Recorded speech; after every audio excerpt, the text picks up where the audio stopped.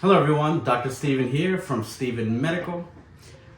Today I'm going to talk about coffee and the active ingredient caffeine.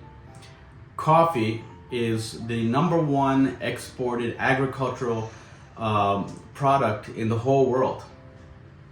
150 million Americans drink coffee every day. That's about 50% or half of all American people. So this is something that's so crucial to our daily life. And how does coffee work? So when we are awake in the morning and throughout our day, we go through our daily and mundane activities, and our brain utilizes or uses energy products called ATP.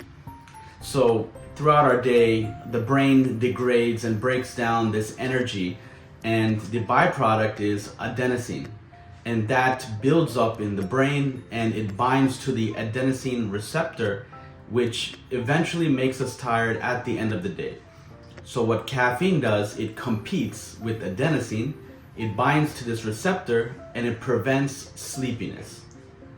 So even though it does this, there are a lot of benefits to caffeine in safe use, or coffee. So what are the benefits of coffee? So coffee can help us be more alert. It can help us to focus and concentrate. It can help us with our memory and reaction time. It can help us with learning, decision making.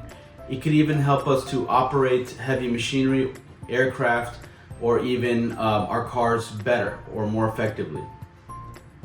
It also has a protective effect on cognitive disorders and deficits. It has a protective effect on Parkinson's disease and Alzheimer's.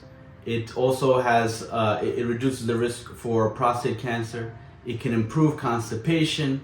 It can improve athletic performance, and it could also reduce all-cause mortality. So that means it can reduce the risk of dying, which is something that's so great. But we have to do it in a safe way, and if we have too much, there are some negative effects that we can experience. There are some side effects and risks. We can get a heart attack with drinking too much. We can have palpitations. Our heart can work irregularly. It can give us jitteriness. It can make us antisocial. It can give us anxiety. It can even cause other psychiatric effects, like panic. It can kind of trigger panic disorder. It can upset our stomach. It can also give us tremors. It can make us agitated. It can cause seizures and even hallucinations, because it is psychoactive, meaning it does go to the brain. So we have to drink it in a safe way. So how much would safe be? So for adults, it would be 400 milligrams or less, and for adolescents, the same thing. For pregnant women or breastfeeding women, it would be less than 200 to 300 milligrams for the whole day. So on average, what that would look like for coffee only, it would be around less than 3 cups or less in the whole day. But of course, guys, do not drink those 3 cups in the first hour of the day. So let's see what that would look like. So a standard cup of coffee for 8 ounces would have 133 milligrams of caffeine.